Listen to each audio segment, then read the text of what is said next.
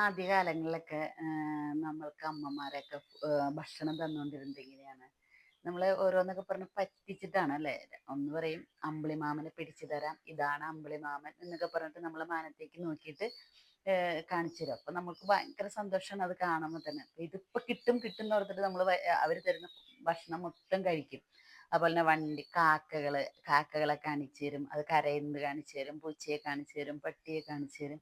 ഇങ്ങനെയൊക്കെയാണ് നമ്മളെ ഭക്ഷണം തന്നിരിക്കുന്നത്. ഇപ്പോഴത്തെ കുട്ടികളെ ഫോണില്ലാതെ ഭക്ഷണം കഴിക്കുകയില്ല.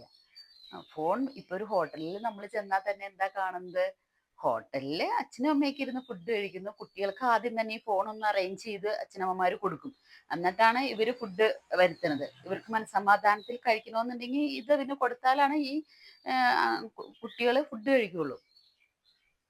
ഇനിയിപ്പോ നമ്മൾ ഈ ഇപ്പോഴത്തെ കുട്ടികളോട് പറയാണ്, മോനെ അമ്പിളിമാമനെ പിടിച്ചു തരാം, മോൻ ഭക്ഷണം കഴിക്കുന്നു പറഞ്ഞാൽ ആദ്യം തന്നെ ആ കുട്ടികൾ എന്ത് ചെയ്യുന്നറിയാമോ? ഈ ഫോൺ എടുത്തിട്ട് സെർച്ച് ചെയ്യും, ആർക്ക് ആദ്യമാണ് ഈ അമ്പിളിയമ്മാവനെ കിട്ടിയേക്കണേന്ന്. അതുകൊണ്ട് അങ്ങനെയൊന്നും ഇനിയുള്ള കുട്ടികളെ ഒന്നും പറ്റിക്കാൻ പറ്റില്ല.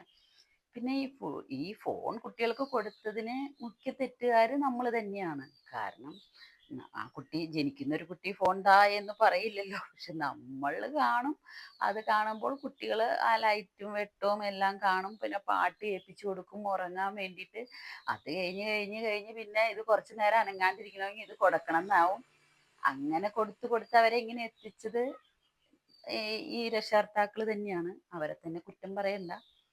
പക്ഷെ ഇനിയുള്ള കാലം ഇതില്ലാതെ ജീവിക്കാൻ പറ്റില്ലാത്തൊരവസ്ഥയിലേക്ക് എല്ലാവരും എത്തിക്കഴിഞ്ഞു. ശരിയല്ലേ?